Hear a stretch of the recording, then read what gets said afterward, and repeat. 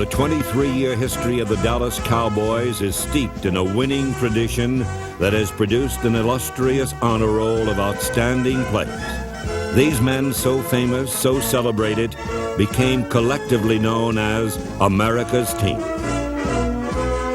But this long line of white-hatted heroes has not been without its black sheep, the most infamous being Duane Thomas. Thomas was the Cowboys' #1 draft pick in 1970, a choice that stunned the critics. But his distinctive running style ate up yards, and doubters ate their words.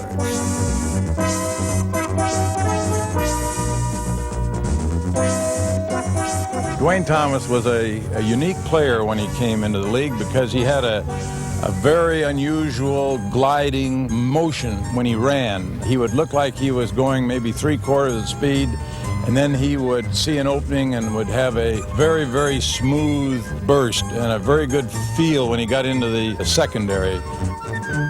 Thomas gained over 800 yards in his rookie year, and his rushing average was the highest in the NFL. He could also block and catch. He was a complete running back, cast in the mold of Jimmy Brown, who appeared to be a model team player.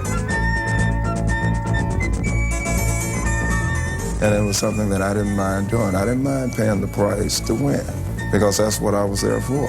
You know, people unite on the basis of what they have in common. And football was something that we all had in common, and we united on that. And we were able to achieve this goal, and that had a domino effect, because everyone had something to contribute. The Cowboys won their first NFC championship in 1970, but smiles disappeared the next year when Thomas proved a goldfish can behave like a shark in the same fishbowl. I thought he was going to be one of the greatest running backs of all time.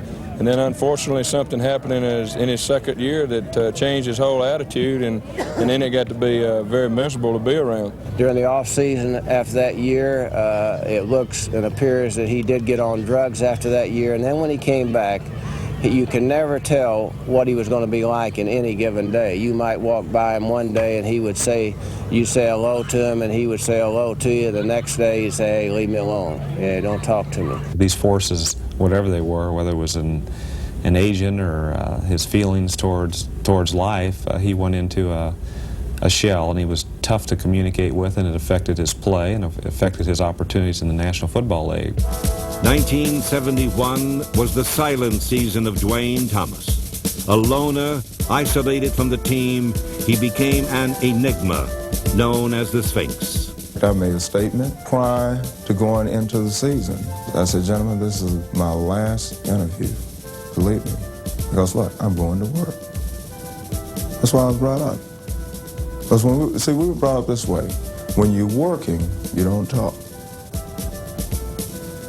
But you get more things done. In 1971, although Thomas ran silent, he ran deep. He gained over 800 yards and scored the most touchdowns by any runner in the league. But for all the excitement he created on the field, off it, he created turmoil and tension. When you got that kind of tension in your football team, it's pretty tough. And he would be in a meeting room, and he'd have his head down, his eyes closed the whole time. He'd never look or talk or anything in the meeting room. At the early meeting, you were considered late if you didn't answer your name when it was called on roll. And so Duane never answered his name.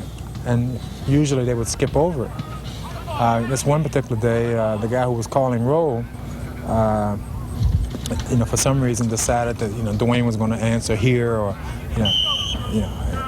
like everybody else. And he said Thomas, and Duane said nothing. He said Thomas. And finally he said Thomas maybe 10 times, and Duane didn't say anything. So I think it was Mike Ditka stood up and said, well, Duane, if you're here, why don't you answer like the rest of us?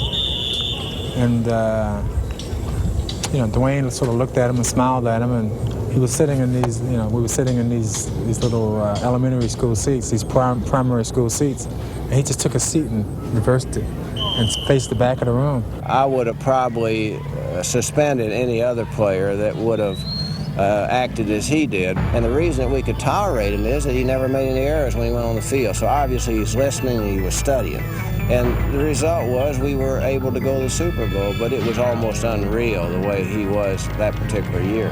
Thomas almost burnt down the house the Cowboys had carefully built, but he ran through the fires like a man wearing an asbestos suit.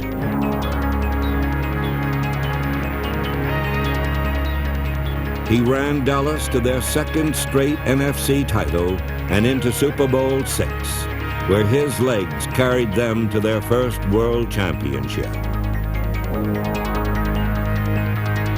Not lost amidst Super Bowl euphoria was Tom Landry's uncharacteristic coddling of Duane Thomas, a fact that came to bear the next season.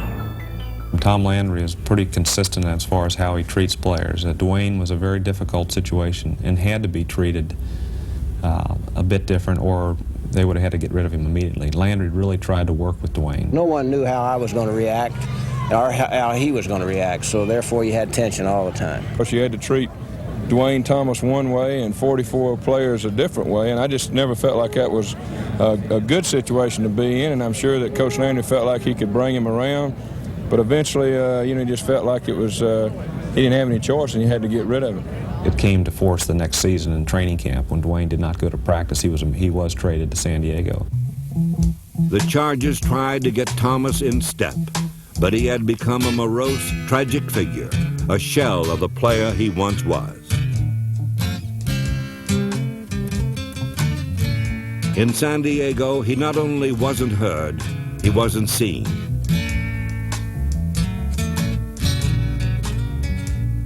He suited up for only one game, but didn't play. He ended up with the Redskins in 1974, where his career finally became a corpse.